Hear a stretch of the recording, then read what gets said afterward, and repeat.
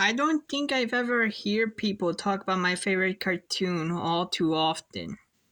Even though even if it was impactful back in its payday. Popeye the Sailor Man hasn't had much content outside of the Switch game that was forgotten about.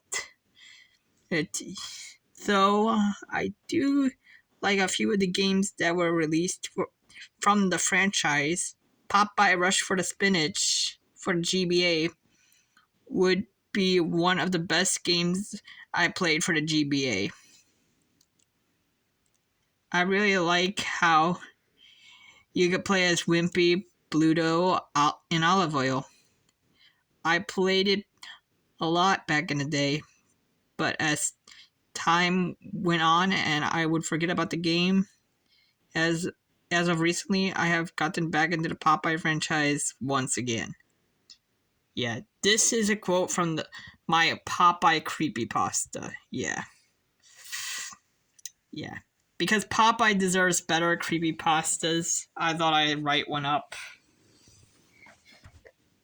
Yeah. It has a really good opening, doesn't it?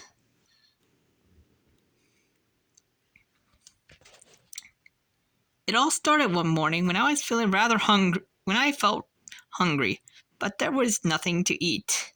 It then hit me that in one of the cabinets to search it then hit me to look at one of the cabinets to search for something that I might like. I saw it. A can of spinach was right there. I don't know where it came from or how I missed a can of spinach just hiding in the back. Maybe it was just a bad memory of things, but it did lead me to think a lot about watching Popeye once again. I started the episode The Cure. If you're unfamiliar with the episode,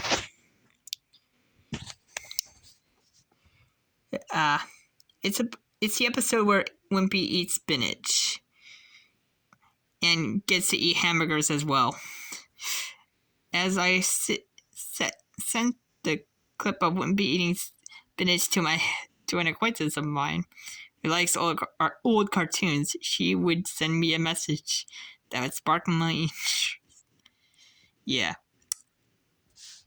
So the creepypasta is going okay right now, yeah, it's alright. Did you know about that Wimpy can eat spinach in one of the Popeye games? I knew what she was talking about. Yet something was telling me to be careful of something. We talked about the game as she would eventually tell me about the game having a beta out there. This would lead me down a rabbit hole of searching endlessly for early build of the game. As it would turn out, there would be someone willing to help me on this version of the game. Yeah, it's going to be Jay Wellington Wimpy, but a corrupted version. If I were to redo the creepypasta, I would probably, I don't know, ditch the whole idea of this guy being Jay Wellington Wimpy and probably focus more on it being more of a bandit game, like a very alone title, I don't know, no song, but okay, but I'll entertain this. Willing to help me. His name was Wellington, though he reminded me of the character Wimpy. Wellington gave me the hard drive with the version of the game I was looking for, but he made a request that made me laugh very hard. He asked me if I could lend him some money, which he promised to pay me back next Tuesday. Yeah. He's gonna be the main antagonist of this creepypasta, just wait. Yeah, but still. Really adds to the connection to Wimpy, but I gave him the money if I felt like he wanted to give me the game. Really? He sold the game to you. Okay. Package was delivered the next day, which was strange coming from California.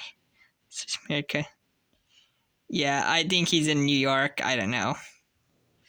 As I opened the package of the game with the hard drive in it, I quickly booted up the game in the computer and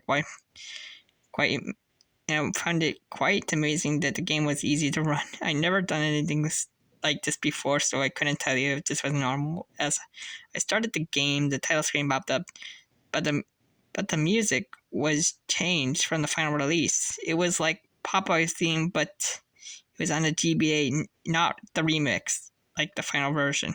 As I pressed on the language select, it had a language select, but it was a bit different. It had English, Italian, French, and a language that wasn't in the final version.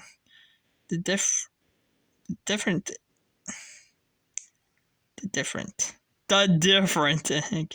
The new language added was Japanese. I was a bit perplexed that they hadn't added Spanish or German in the game yet. Still, I was more perplexed on why Japanese would be removed from the final release. There would be a lot of reasons why they would remove Japanese from a final release of the game, because many people in Japan are not familiar with the Popeye franchise. As I wanted to choose the Japanese so badly, I ended up choosing not as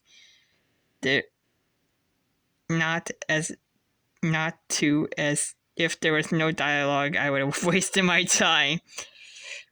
As I entered the language, as the English, the door creaked, and then sound the back playing normally. Yeah, that's something I would put in the creepypasta if it were released. I think I'm gonna end it here because I'm stretching it out to 7 minutes. But yeah, just so you know that Wimpy becomes the main antagonist of the creepypasta, as this story is different. Yeah.